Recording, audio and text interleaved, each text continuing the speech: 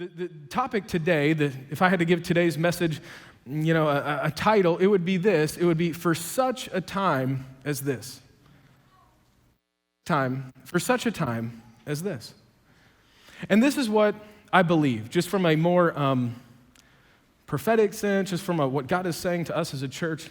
I believe that we're in a unique time as a church, that God is doing some unique things, and I really believe that God is setting us up just to reach people in a new way, in a unique way, that God is active and alive and moving, that I believe that God wants to use our church to expand. He wants to expand our influence to help more people. I believe we're going to see just God do miraculous things in our church. I just believe there's a moment that God is just breathing on our church, and I'm excited to be a part of it. And I really believe a year from now, we're all going to look back and be like, man, come on, God.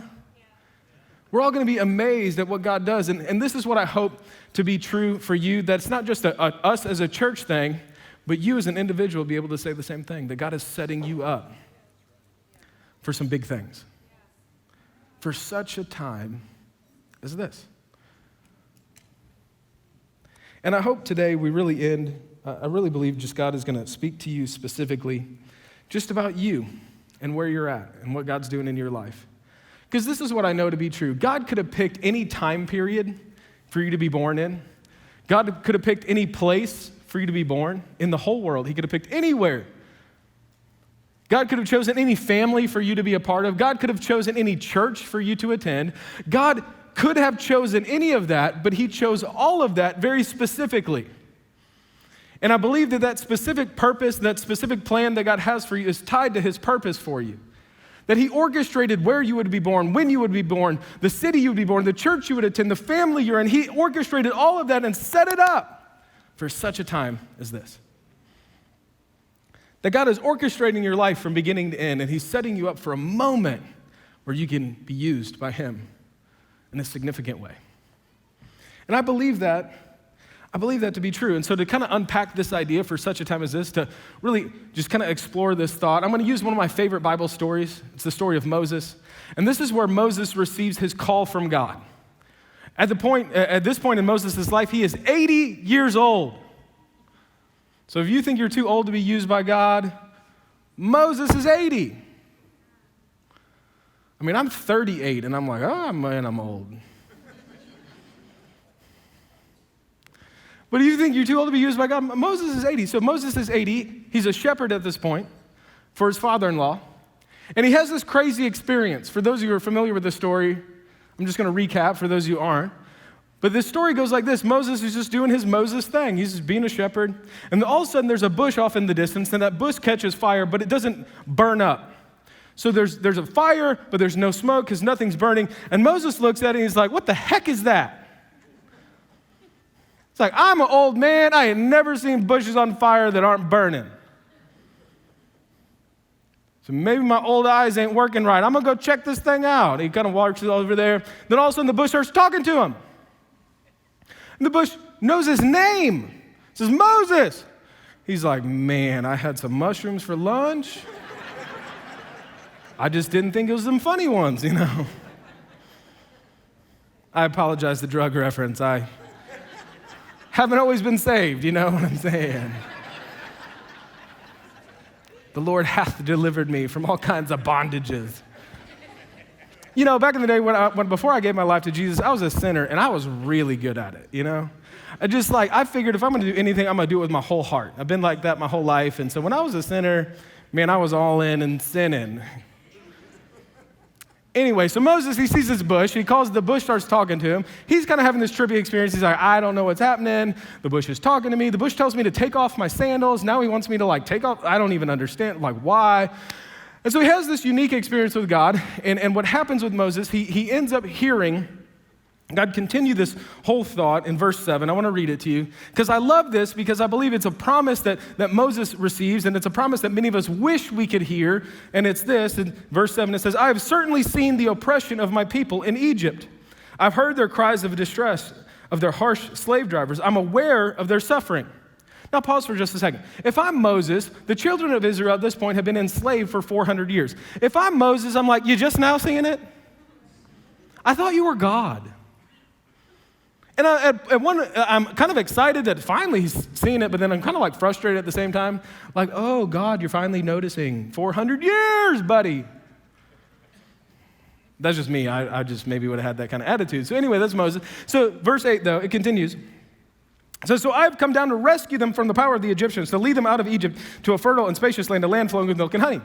I love this because I imagine being Moses and you hear this and you're like, yes, come on, God, do all this God stuff and set us free.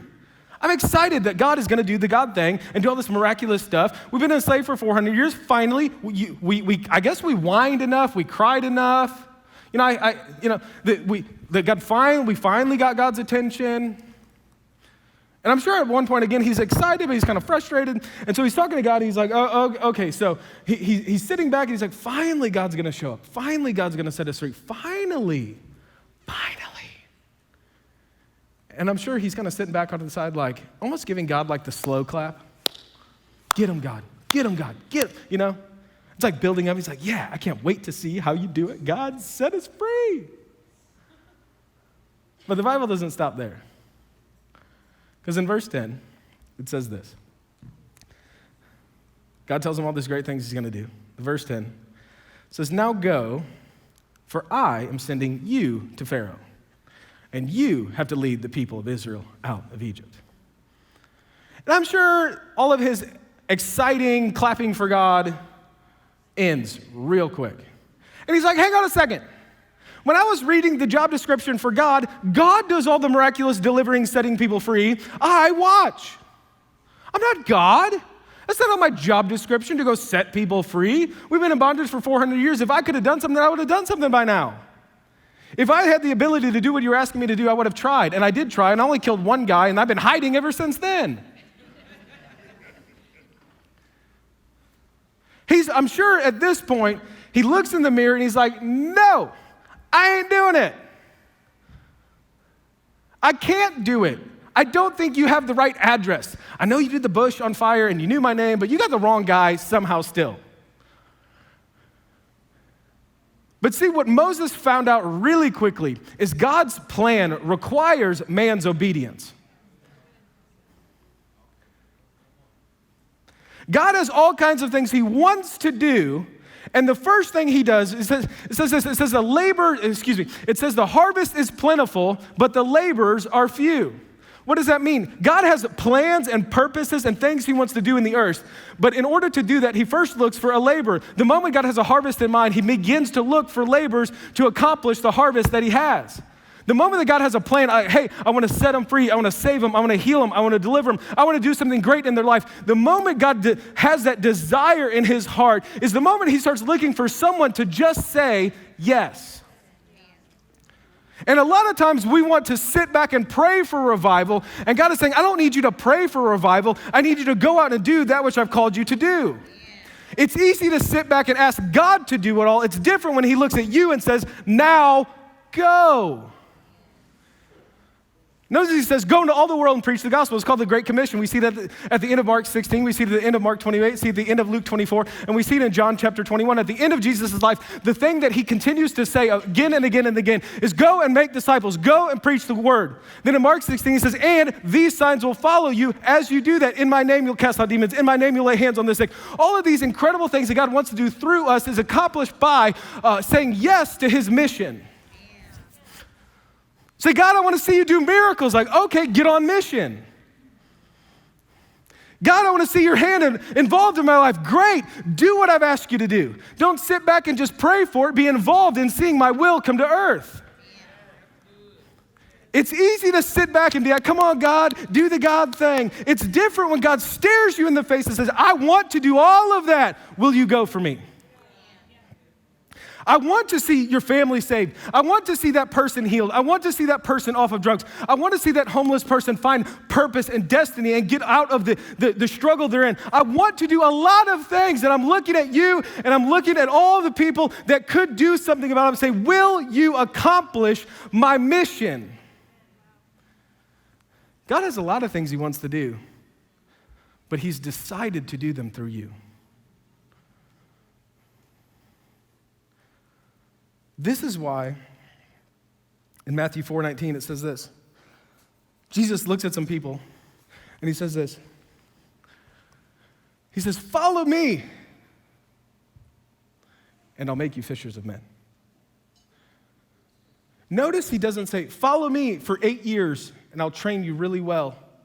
And then at the end of those 8 years, you can finally do something kind of, sort of, a little bit for me.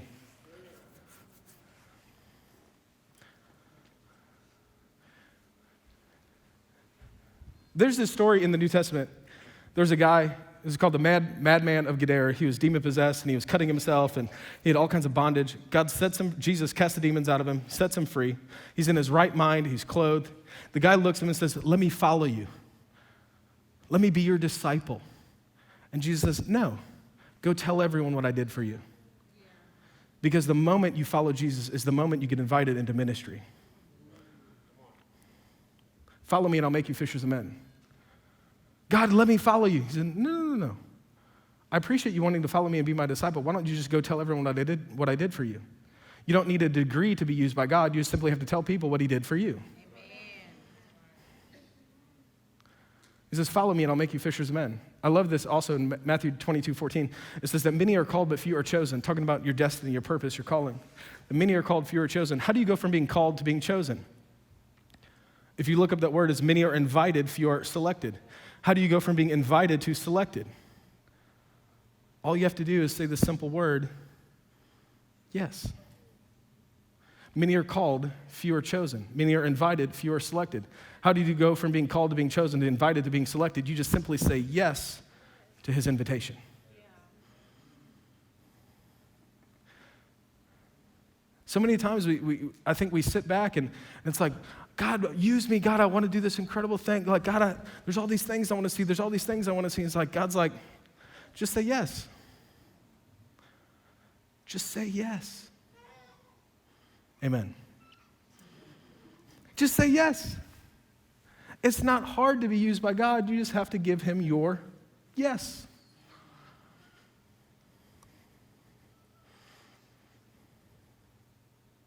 See, I think sometimes we don't respond to God's call for one of multiple reasons. We'll get to a lot of these later, but I think one of the reasons we don't say yes to Jesus is because what we feel like he's asked us to do either feels too big or it feels too small. Sometimes what we feel like God's asking us to do feels so big we don't know how to take a step forward. Like, I'll never be that, God. I'll never do that. That seems so big. But sometimes we don't say yes to Jesus because, God, that seems too small. Do you know who I am? And that's what you want me to do? You just want me to be a greeter and serve? Yeah, when you're faithful with little, you become ruler over much. Yeah. That's how things work in the kingdom. Yeah. You just want me to help that person, help my neighbor, invite that person? That's all you want me to do? Yeah. Yeah, I actually just want you to be faithful with little. Oh, I got a lot in mind, but you got to be faithful with what I've given you first. Sometimes a lot of us have a lot of plans, a lot of destinies, a lot of purposes, but we don't have a lot of towels because we don't like to serve. The invitation to significance is an invitation that begins by serving. That was free.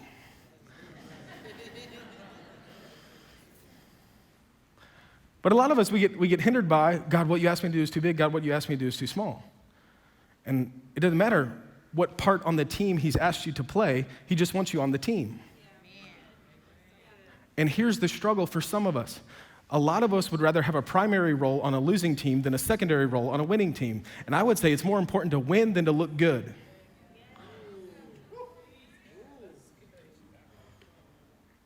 I want to be on a winning team. I don't care if that's moving chairs. I want to be on the winning team.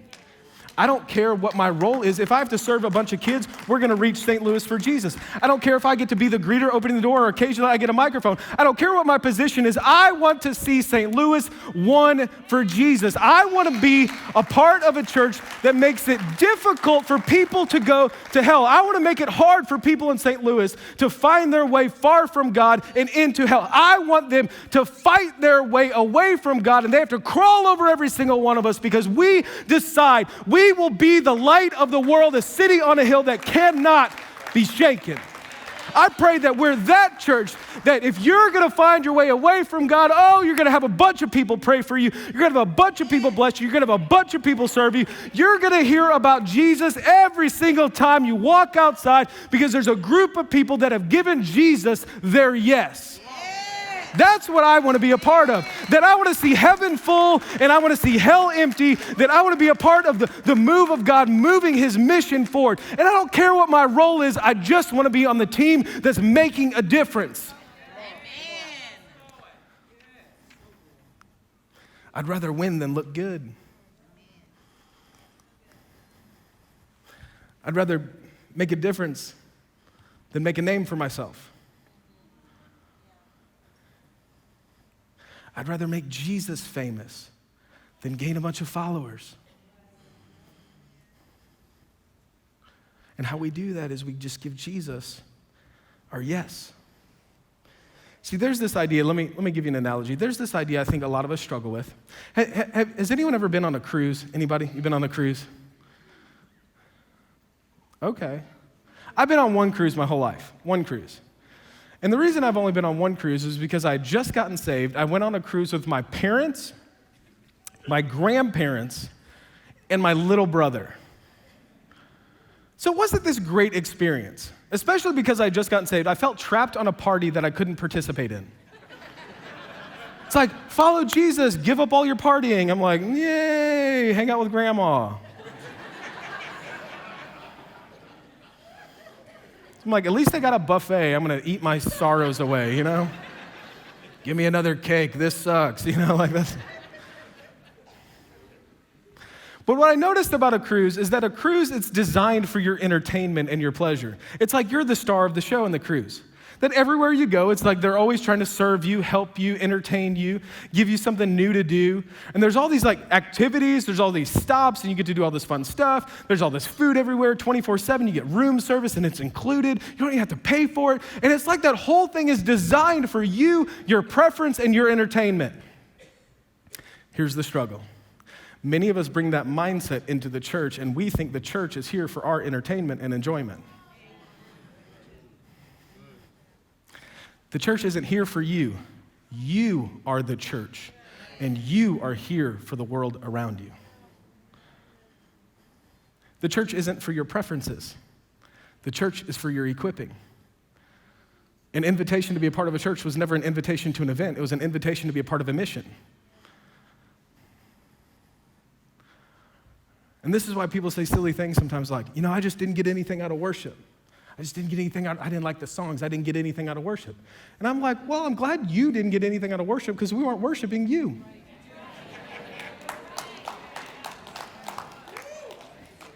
That's a little punchy. I'm sorry. I've had too much caffeine. Forgive a brother.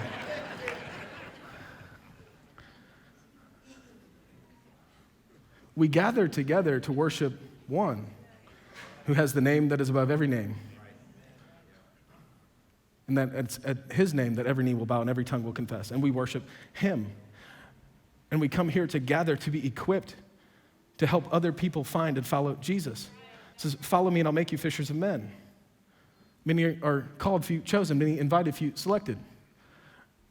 You just say yes to Jesus.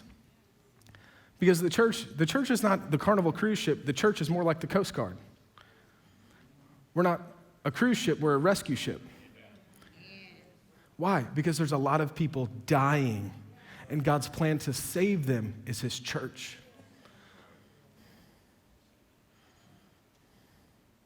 It's almost like God specifically called us in the midst of darkness to be a great light. And here's my question. What would it look like if all of us just said yes? Me? Yeah, you. John, what would it look like if you said yes? Sarah, what would it look like if you said yes? Sam, what would it look like if you just said yes? Me? Yeah. What would it look like if you just said yes to Jesus? You gave him a blank check that you just said yes. Elise, what would it be like if you just said yes to Jesus? What would this city look like? What would this church look like if every single one of us gave Jesus our yes.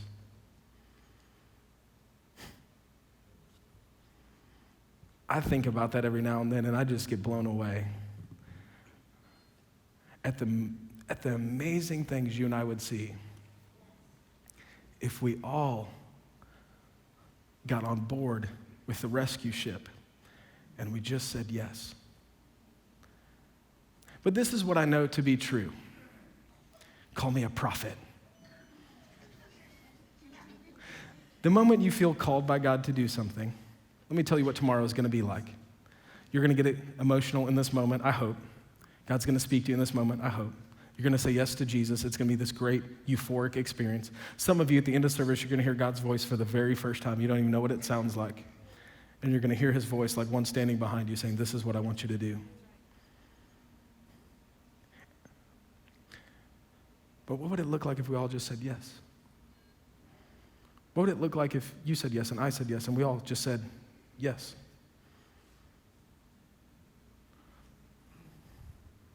But this is what is going to happen. After you give Jesus your yes, Monday's going to happen. And whether your own insecurities or the voice of the enemy, you're going to come up with all of these excuses as to why you can't be used by God to do what he's already asked you to do. You're going to look in the mirror and you're going to say, but you don't know me. You don't know my past. You don't know my issues. You don't know my struggles. You don't know what I did last week. You don't know what I did last month. You don't know my family history. You don't know my baggage. You don't know my problems. Whether, again, your own insecurities or the voice of the enemy, you're going to hear all of these excuses as to why God can't use you. Moses had all these excuses as well. Moses had excuse after excuse after excuse. And you're going to hear all of these on your way home, tomorrow morning, later this week. And if you're going to be used by God, you have to overcome your excuses. I had a football coach, Coach Primo. He said this. I love him. He was talking about excuses. He said this. It was a famous Coach Primo phrase. He said, excuses, they are like behinds. Because everybody's got them, and they all stink.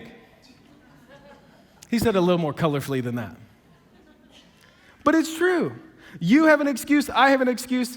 Many times our excuse is really a lie that we believe, but we justify our inaction because we'd rather have an excuse than make a difference. It's a lie. Your excuse as to why God can't use you, it's a lie that you believe, and every lie you believe is a bondage you carry. But Jesus says, you'll know the truth, and the truth will set you free. So Moses had some excuses. What's yours? I'm going to list 4 that Moses had. I think all of us, in some way, have similar excuses. Here's the first one. Excuse number 1. He basically says, God, I'm not able to do what you asked. That God comes and says, hey, I've called you to lead the people and set them free. And he says, who am I that I should do that? He hears God's call, and he immediately looks inward and says, who am I to do that? And I love God's response. He doesn't even entertain Moses' excuse. He just says, but Moses, I will be with you. Who are you? You're someone with God on their side. But I can't. You're not alone. He will never leave you. He will never forsake you.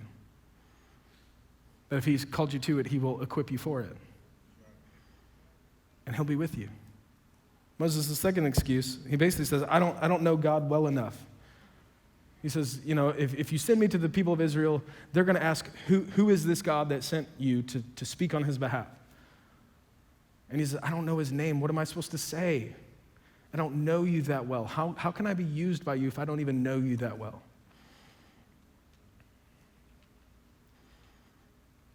And God says, tell him this. Tell him, I am is with you.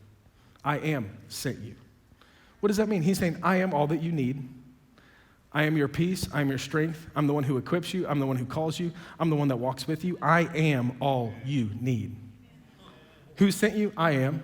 What does that mean? It means I'm with you. It means I'm for you. And if God be for you, who can be against you? Here's this other excuse Moses has in Exodus 4:1. It says, Moses says, they're not going to believe me. His excuse says, others aren't going to support me. I don't have people cheering me on. Every time I try to take a step forward, no one is there to help me. And again, God's response is this like broken record. He's like, what? This one he actually says, what's in your hand? At that point, Moses had a staff in his hand. God walks him through 3 miracles. And what God is trying to communicate to Moses, he's saying, what you have is enough if I work on it and empower you with it. So what's in your hand? I'll anoint that. The thing that you think it disqualifies you, God says, put my spirit on that and I'll use it. What's in your hand? What do you have? Your gifts, your talents, your abilities. Is let my spirit fall on that and watch what I do with it. What you think is a broken dysfunction about you, God can actually anoint to use you to help other people with that same broken issue and mess. The last thing he says, God, I can't speak well. And I love God's response. Sometimes I just think God has some attitude. Maybe it's just my sarcastic, condescending nature. But anyway, he says this. Moses says, I can't speak well. And God goes, dude, who made your mouth? And that just summarizes all of our excuses. God, you don't know my weaknesses. You don't know my struggles. You don't know my past. You don't know my dysfunctions. You don't know my sin issues. You don't know my family history. And God's like, hang on a second. I'm God, and in case you forgot, I actually know everything. And there is nothing about you that confused me. I did not learn anything with your rebuttal. I knew that, and I chose you anyway. I picked you. I called you. I appointed you. That I will actually fall on you. And what you thought was a weakness actually just makes you dependent. And if you're dependent upon me, I'll use you in incredible ways. I don't need your perfection. I need your dependence. I don't need your gifts, and I don't need you other than you just to say yes. If you say yes, you'll be shocked what I do through you. I love this passage in 1 Corinthians. It says this. It says, consider your calling, brothers, that not many of you are wise according to worldly standards. Not many of you are powerful. Not many of you are from noble birth. But God chose what is foolish in this world to shame the wise. God chose what is weak in this world to shame the strong. God chose what is low and despised in this world, even the things that are not, to bring to nothing the things that are. In verse 29, and all of that, it says, so that no human being might boast in the presence of God. All of that to say, you know why God chose you? Because you're not qualified. You know why God chose you? Because you have a colored past. You know why God chose you? Because you got a little gangster that you can't get out. You know why God picked you? So that when he uses your life, that the other people who see it will say, God must be at work in them because they couldn't do it. God chose to use you with your problems. Why? Because he gets the credit for it instead of you. God doesn't choose you because you're perfect and got it all together. Thank God for your giftings and your callings. Thank God you are good at things. But he doesn't need all of that. He just needs your yes. He doesn't need your perfection. All he needs is your obedience. All he needs is your yes. Here's my last thought. We'll close. Expect God's power to show up when you take a step of faith. Expect it. I love this Old Testament story with Moses because, every time you turn around, God's doing some miraculous thing. He speaks to Moses in a burning bush. He parts the Red Sea. There's 10 plagues. He feeds them miraculously manna from heaven. Moses hits a rock. Water comes gushing out. I mean, fire comes down from heaven. There's a pillar of cloud by day, a pillar of fire by night. It's like everywhere you look, there's miracles. Everywhere you look, God is just miraculously showing up as this incredible thing. And what I'm telling you is Jesus Christ is the same yesterday, today, and forever. The miraculous workings of God didn't stop when Jesus ascended into heaven. And that's why in Acts chapter 1 and verse 8, it says this. It says, and you will receive power when the Holy Spirit comes upon you. But it doesn't stop there. It says, and you will be my witnesses. God's power shows up when you're doing it for his mission. God's power is not for our enjoyment. God's power is for our mission. God's power is not for us to have good church services. God's power is for us to seek and to save that which is lost. You know, I was early in ministry. I was in Baton Rouge, Louisiana. I've been in ministry for about a year or two. And me and my friends, we were always trying to just do radical things for God. We're always just trying to do like, what's the crazy thing we can do for God? We're always trying to push ourselves. There's just this thing in my personality that I'm extreme. I don't really do anything halfway. I'm either like all in or all out. I either love it or it's the stupidest thing in the world. Like there's really no middle ground with me. It's either like you killed it or you are awful. You know, like there's really, pray for the staff I work with. But anyway, it's either like you are killing it or it's either all or nothing. It's black or white. It's just like I'm just an extreme person. And so I was always trying to do these extreme things for God. And so me and my friends, we got together one night, and we would regularly do this, but we were like, what radical thing can we do for God? And so we decided it would be a great idea to go into like one of the worst cities in Baton Rouge, or one of the worst parts of Baton Rouge, late at night on a Friday and go tell people about Jesus outside of bars. And we regularly did this. This kind of dysfunction or whatever you want to call it in my personality is why I was a missionary in Africa for 6 months. It's why I've preached the gospel in the streets to thousands of people. That's why I lived in a very poor part of town and my house got broken into 9 times in a year and we kept serving our community. I want to do something for God. I want to do something for God. I want to do something for God. So me and my 3 friends, we go up to this bar in the middle of a part of town we shouldn't have been in, 1 o'clock in the morning on a Friday. And we're like, let's go tell people about Jesus outside this bar. So me and my 2 friends, Dante and Preston, we walk up, and as we walk up to this bar, 2 guys walk out of the bar. They're some big dudes. And it's late at night, and the last thing when they want to talk about, would you like to talk about your Lord and Savior, Jesus Christ? You know? And they're like, shut up, you want a beer? And I'm like, I'm just like, this ain't gonna go well, but let's try it, Who knows? Maybe God sent us here for such a time as this. And so my friend, he starts talking to this guy about Jesus, and back then, we would do this like script. And the script went something like this. You'd go up to someone and be like, hey, have you ever heard of the good person test? Like, no, never heard. Like, it's 4 questions. Can I give you the good person test? The guy's like, I guess I'm out here smoking. You got until I'm done with the cigarette. And so my buddy says, well, question number 1, do you think you're a good person? And everyone with a good person test always says, yeah, I'm a good person. He's like, oh, okay, yeah, me too, good person. So question number 1, you ever lied before? And the guy kind of looks at him like, where is this going, He's like, everybody lies. He's like, yeah, you're right. All have sinned and fallen short of the glory of God. Yeah, that's true. You ever told a lie? Yeah, I've told a lie. Well, what do you call someone who's told a lie? Well, you call them a liar. Okay, question number 2, you ever stolen anything? And this is like back in the day, like you on Napster, Sorry, all the boomers got that joke. Like, you ever stolen anything? You're like, yeah. What do you call someone who steals things? You call them a thief. All right. And this one would get all the guys, and this is kind of where you would flip the script. Like, you ever lusted after someone? All the guys are like, yeah, I do that all the time. So, well, Jesus said in the New Testament, if you've lusted after someone, you've already committed adultery in their heart. And so, according to your own admission, you're a liar, a thief, and an adulterate heart. And say today you were to die and stand before God, and that's the accusation against you. Why does he let you into heaven?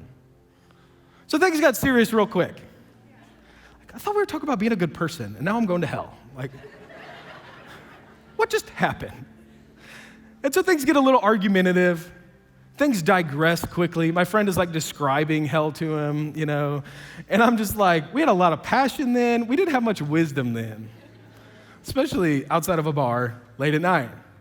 My buddy's telling him all the reasons why he's going to go to hell and how terrible hell's going to be.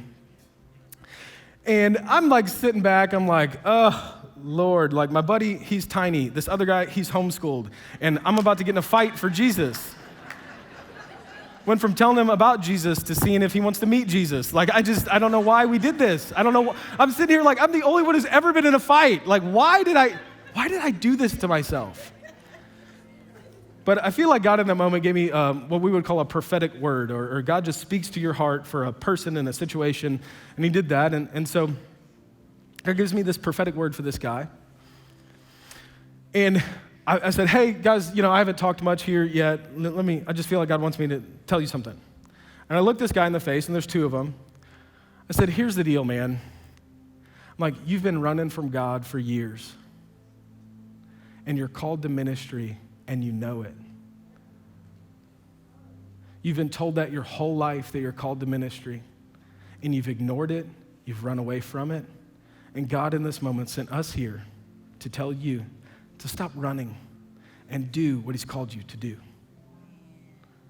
was in that moment the guy takes off his sunglasses, hangs his head, looks at his friend, says, I don't know how this guy knows that, but my grandma every Sunday would take me to church when I was a kid.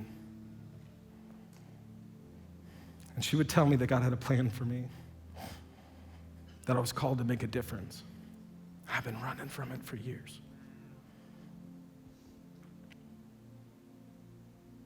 It was right then and there, Friday night, middle of the night, that him and his friend gave their lives to Jesus.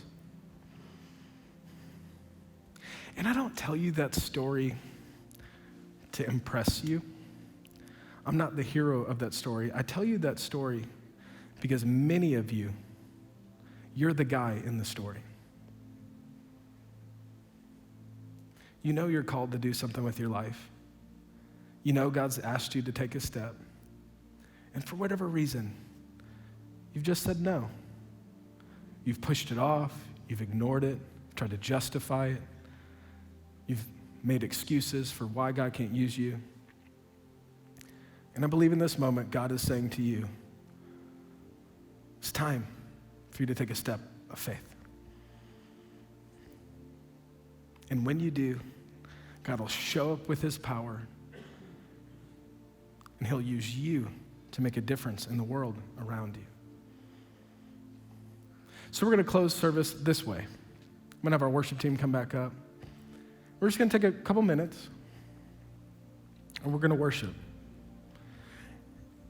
And what I want you to do is ask God one question.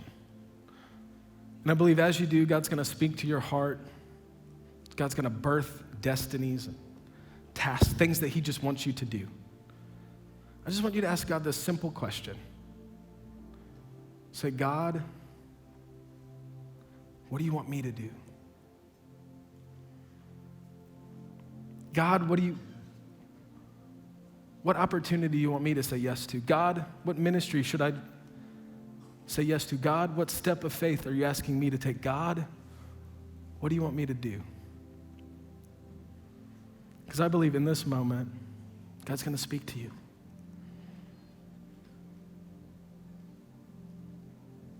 Because the moment Jesus asked you to follow him, he had a ministry in his mind. He had a people, he had a task, he had a thing that he wanted you to do. And he purchased you, he redeemed you, and he gave you a plan. And your job is just to say, here I am, send me. Just say yes. So let's do this. Let's have you all stand to your feet. We're going to worship for just a few minutes. Hey, what's up, guys? We hope that this message you just heard blessed you. To always get our newest messages and to stay up to date, be sure to subscribe to our YouTube channel and click that bell icon to be notified every time we upload. Now, while you're here, go ahead and check out our page and some other messages we've got, and we'll see you next time.